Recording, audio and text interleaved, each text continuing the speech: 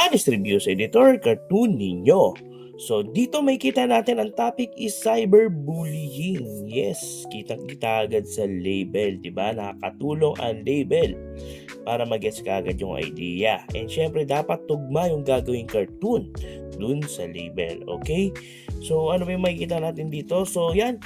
Una, makikita natin na parang may lumabas, di ba? Cellphone. And then sa cellphone may lumabas. Parang boksingero na parang Pac-Man, di ba? Yung ginamit yung symbolism for cyberbullying. Di ba? So, parang sinapak ng cyberbullying si Juan de la Cruz.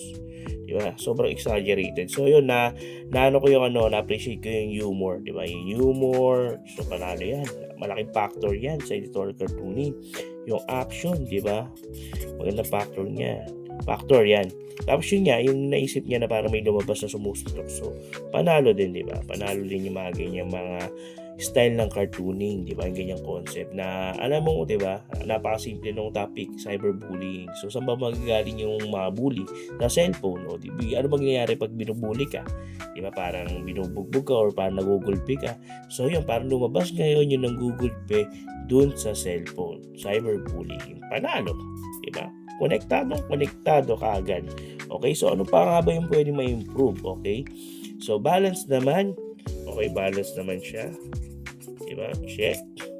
Diba? Yung details siya, pwede pa ma-improve yung details. Diba? Ganda nga rin yung exaggeration niya. So, yung details kaya pa ma-improve yan. Para mas malinis and lumakas pa. So, details, diba? Pwede pa. So, emosyon, diba? So, panalo din yung emosyon. Nakita naman natin na medyo subtle. And yun nga, naapektuhan si Juan de la Cruz. So, panalo din sa emotion. Yung ano ko lang siguro sa label, di ba? Sa label kung kayang mas readable pa. Di ba? Or yun nga, mas magandang parang all caps na lang na parang impact yung parang ay mali pa again letter, parang cyberbullying, di ba? Cyberbullying, yan. Yung parang all caps. So, para mas readable lang. Okay? Tapos may urgency din. Okay? Tapos sa shading, kaya pa ma-improve yan. Yung details sa shading, kaya pang improve yan para mas lumakas pa yung cartoon mo. So, ano pa ba? So, yun lang naman. Score na natin yan. So, sa concept, bigyan natin ng 9 kasi maganda naman talaga, direct to the point. Okay? Kahit simple, direct to the point. Sa technical, kaya pang i-improve, di ba? Para mas lumakas pa. So, bigyan natin 6. Ethics, wala naman tinamaan. Okay?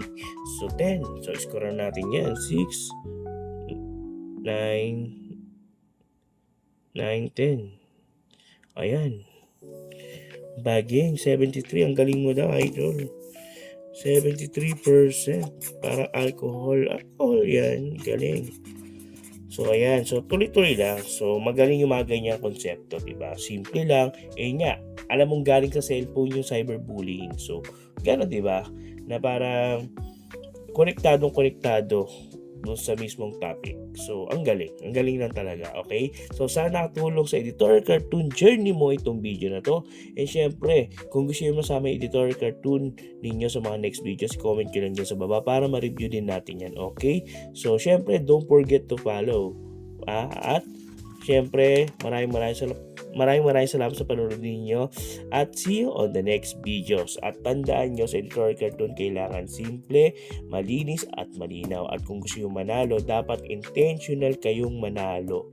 So, draw smart, draw with feeling, and draw to win. Okay? Again, happy cartooning!